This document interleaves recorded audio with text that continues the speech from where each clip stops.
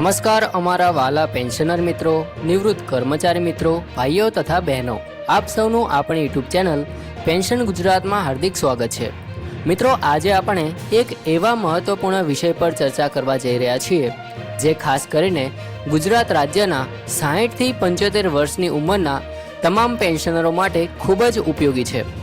આજકાલ social media પર અનેક પ્રકારના મેસેજ વાયરલ થઈ રહ્યા છે। ક્યાંક કહેવામાં આવે છે કે પેન્શનમાં મોટો વધારો થશે, ક્યાંક કહેવામાં આવે છે કે સરકાર દ્વારા નવી સહાય જાહેર કરવામાં આવી છે, તો ક્યાંક એવી પણ વાતો કરવામાં આવે છે કે તમામ પેન્શનરોના ખાતામાં વધારાની રકમ જમા થવાની છે।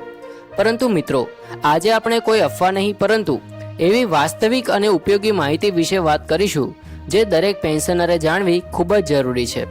તેથી આ વિડીયો અંત સુધી જરૂરથી જોતા રહેજો, કારણ કે અંતમાં હું એક એવી અગત્યની માહિતી પણ તમને કહીશ જે તમારા પેન્શનને સમયસર મળતું રાખવામાં ખૂબ જ મદદરૂપ બની શકે છે।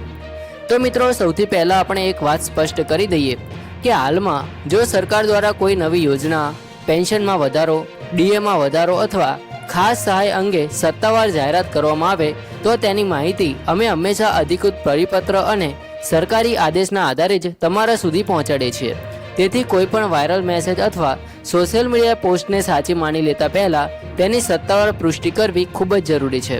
ઘણા પેન્શનરો માત્ર ખોટા મેસેજને કારણે ગેરસમજમાં આવી જાય છે અને પછી બેંક અથવા કચેરીના ધક્કા ખાવા પડે છે। હવે વાત કરીએ સૌથી મહત્વપૂર્ણ મુદ્દા વિશે। તો ઘણા પેન્શનરોને દર મહિને નિયમિત રીતે પેન્શન મળી રહ્યું હોય છે, પરંતુ કેટલીક વખત માત્ર નાની એવી ટેકનિકલ ભૂલ અથવા દસ્તાવેજોની ખામીને કારણે પેન્શન જમા થવામાં વિલંબ થઈ શકે છે। આ સમસ્યા ખાસ કરીને વરિષ્ઠ નાગરિકોમાં વધુ જોવા મળે છે। તેથી સમયાંતરે પોતાના તમામ દસ્તાવેજોની ચકાસણી કરવી ખૂબ જ જરૂરી છે। સૌથી પહેલાં તમારું બેંક ખાતું સંપૂર્ણપણે સક્રિય છે કે નહીં તે તપાસો। જો લાંબા સમય સુધી ખાતામાં કોઈ વ્યવહાર ન થયો હોય તો કેટલાક કિસ્સામાં ખાતું નિષ્ક્રિય બની શકે છે। આવી સ્થિતિમાં પેન્શન જમા થવામાં મુશ્કેલી પડી શકે છે। તે પછી તમારો આધાર નંબર બેંક ખાતા સાથે યોગ્ય રીતે જોડાયેલો છે કે નહીં તેની ખાતરી કરો। ઘણી વખત આધાર સીડિંગના ટેકનિકલ સમસ્યા આવતી હોય છે, જેના કારણે લાભાર્થીને સમયસર ચૂકવણી થતી નથી। ત્યારબાદ તમારું પાન કાર્ડ, મોબાઈલ નંબર અને સરનામું યોગ્ય રીતે અપડેટ છે કે નહીં તે ચકાસો। જો તમે ઘર બદલ્યું હોય તો અથવા મોબાઈલ નંબર બદલ્યો હોય તો તેની જાણ સંબંધિત કચેરી અને બેંકમાં કરાવવી ખૂબ જ જરૂરી છે। આજે મોટાભાગની માહિતી મોબાઈલ પર SMS દ્વારા આપવામાં આવે છે। જો જૂનો મોબાઈલ નોંધાયેલો હશે તો મહત્વની જાણકારી તમને મળી શકશે નહીં। મિત્રો, હવે વાત કરીએ જીવન પ્રમાણપત્ર એટલે કે લાઈફ સર્ટિફિકેટ વિશે। તો ઘણા પેન્શનરો આ બાબતને સામાન્ય સમજે છે, પરંતુ વાસ્તવમાં આ ખૂબ જ મહત્વપૂર્ણ પ્રક્રિયા છે। સરકારને સમયાંતરે ખાતરી કરવી જરૂરી છે કે પેન્શન ધારક જીવિત છે અને તેમને નિયમિત પેન્શન મળતું રહેવું જોઈએ। જો જીવન પ્રમાણપત્ર સમયસર જમા ન થાય તો કેટલાક કિસ્સામાં પેન્શન અટકી શકે છે। આજકાલ ડિજિટલ લાઈફ સર્ટિફિકેટ પણ સુવિધા ઉપલબ્ધ છે, જેથી ઘણા પેન્શનરોને બેંક અથવા કચેરી સુધી જવાની જરૂર પણ નથી પડતી। જો તમને આ પ્રક્રિયા અંગે જાણકારી ન હોય તો નજીકની બેંક અથવા કોમન સર્વિસ સેન્ટરની મદદ લઈ શકો છો। હવે એક બીજી અગત્યની વાત કરીએ। આજકાલ સાયબર ઠગાઈના બનાવોમાં સતત વધારો થઈ રહ્યો છે। ઘણા પેન્શનરોને ફોન કરીને કહેવામાં આવે છે કે તમારું પેન્શન બંધ થઈ જશે, તમારું KYC અધૂરું છે અથવા તમારું ખાતું બ્લોક થઈ જશે। ત્યારબાદ તેઓ OTP માગે છે અથવા કોઈ લિંક મોકલે છે। મિત્રો, આવી કોઈ પણ સ્થિતિમાં ક્યારેય OTP શેર કરશો નહીં, કોઈ અજાણી લિંક પર ક્લિક કરશો નહીં અને તમારા બેંક ખાતાની માહિતી કોઈ અજાણે વ્યક્તિને આપશો નહીં। સરકાર કે બેંક ક્યારેય ફોન કરીને OTP માગતી નથી।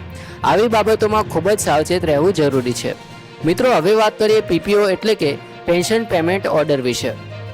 તો ઘણા પેન્શનરો PPOને સામાન્ય કાગળ માની લે છે, પરંતુ હકીકતમાં આ તમારા સમગ્ર પેન્શન જીવનનો સૌથી મહત્વપૂર્ણ દસ્તાવેજ છે। પેન્શન સંબંધિત કોઈ પણ કામગીરી હોય, ફરિયાદ હોય, બેંક બદલવાની હોય અથવા પરિવાર પેન્શનનો પ્રશ્ન હોય, દરેક જગ્યાએ PPO નંબર જરૂરી બને છે। તેથી તેની એકથી વધુ ઝેરોક્ષ રાખો, મોબાઈલમાં PDF સ્વરૂપે સાચવી રાખો અને શક્ય હોય તો પરિવારના સભ્યોને પણ તેની માહિતી આપો। હવે એક મહત્વપૂર્ણ પ્રશ્નની વાત કરીએ જે ઘણા પેન્શનરો પૂછતા હોય છે કે જો પેન્શન સમયસર ખાતામાં જમા ન થાય તો શું કરવું। તો સૌથી પહેલાં ગભરાશો નહીં। સૌથી પહેલાં તમારા બેંક ખાતાની એન્ટ્રી અથવા પાસબુક તપાસો। ત્યારબાદ બેંક મેનેજર અથવા સંબંધિત અધિકારીનો સંપર્ક કરો.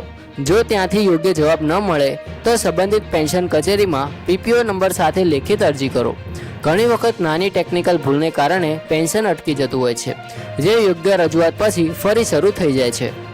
મિત્રો, ઘણી વખત આપણે સાંભળીએ છીએ કે કોઈ વધારાનું પેન્શન મળ્યું અથવા કોઈને એરર્સ મળ્યા, પરંતુ દરેક પેન્શનર માટે નિયમો અલગ હોઈ શકે છે. તેથી કોઈ અન્ય વ્યક્તિને મળેલા લાભને આધારે પોતાને પણ મળશે એવું માની લેવું યોગ્ય નથી. દરેક કેસમાં સેવા નિયમો, નિવૃત્તિની તારીખ, પગાર પંચ, પેન્શન નિયમો અને સરકારના આદેશો અલગ હોઈ શકે છે. તેથી હંમેશા સત્તાવાર માહિતી પર જ વિશ્વાસ કરવો જોઈએ. હવે પરિવારના સભ્યો માટે પણ એક ખાસ સંદેશ છે. જો તમારા ઘરમાં માતા પિતા, કાકા કાકી અથવા અન્ય કોઈ નિવૃત્ત પેન્શનર હોય તો આ માહિતી તેમની સાથે જરૂરથી શેર કરજો.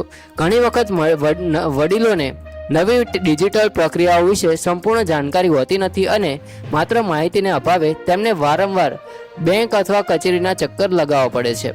જો પરિવારના યુવાનો તેમની મદદ કરશે તો ઘણી મુશ્કેલીઓ સરળ બની જશે. હવે મિત્રો, એક ખૂબ જ મહત્વપૂર્ણ પ્રશ્ન પર વાત કરીએ તો ઘણા પેન્શનર મિત્રો વારંવાર પૂછે છે કે જો અમારા તમામ દસ્તાવેજો સાચા હોય, બેંક ખાતું પણ સક્રિય હોય અને લાઈફ સર્ટિફિકેટ પણ સમયસર આપી દીધું હોય, છતાં પેન્શન મોડું આવે તો તેનું શું કારણ હોઈ શકે? તો મિત્રો, દરેક વખતે ભૂલ પેન્શનરની જ હોય એવું જરૂરી નથી. ઘણી વખત બેંકની ટેકનિકલ પ્રક્રિયા, ડેટા અપડેટ થવામાં વિલંબ અથવા પેન્શન પ્રોસેસિંગ દરમિયાન ટેકનિકલ ખામીને કારણે પણ થોડો સમય લાગી શકે છે. આવી સ્થિતિમાં ગભરાવાની જરૂર નથી. સૌપ્રથમ તમારી બેંકમાં જઈને માહિતી મેળવો અને જો જરૂરી હોય તો સંબંધિત પેન્શન કચેરીનો સંપર્ક કરો. યોગ્ય માહિતી મેળવવાથી ઘણી મુશ્કેલીઓનું સરળતાથી નિરાકરણ આવી શકે છે. મિત્રો, આજના સમયમાં મોટા ભાગની સેવાઓ ડિજિટલ બની રહી છે. એક બીજી અગત્યની વાત એ પણ છે કે તમારા બેંક ખાતામાં મોબાઈલ નંબર નોંધાયેલો હોવો ખૂબ જ જરૂરી છે. જ્યારે પણ તમારા ખાતામાં પેન્શન જમા થાય છે અથવા કોઈ અન્ય વ્યવહાર થાય છે ત્યારે તેમને તરત જ SMS મળી જાય છે. જો મોબાઈલ નંબર જૂનો હશે અથવા બંધ થઈ ગયો હશે તો તેમને સમયસર માહિતી મળશે નહીં. તેથી જ્યારે પણ બેંકમાં જાઓ ત્યારે એક વખત ખાતરી કરી લો કે તમારો મોબાઈલ નંબર અપડેટ છે કે નથી. ખાસ કરીને વરિષ્ઠ નાગરિકોને ધ્યાનમાં રાખીને ઠગ લોકો નવી રીતો અપનાવતા હોય છે. કોઈ ફોન કરીને કહે છે કે તમારું પેન્શન બંધ થઈ જશે, તો કોઈ કહે છે કે તમારું KYC પૂર્ણ કરવું પડશે અને પછી OTP માંગે છે. મિત્રો, આવી સ્થિતિમાં તરત જ ફોન કાપી દેજો. બેંક કે સરકારી કચેરી ક્યારેય ફોન કરીને OTP અથવા ATM નંબર માગતી નથી.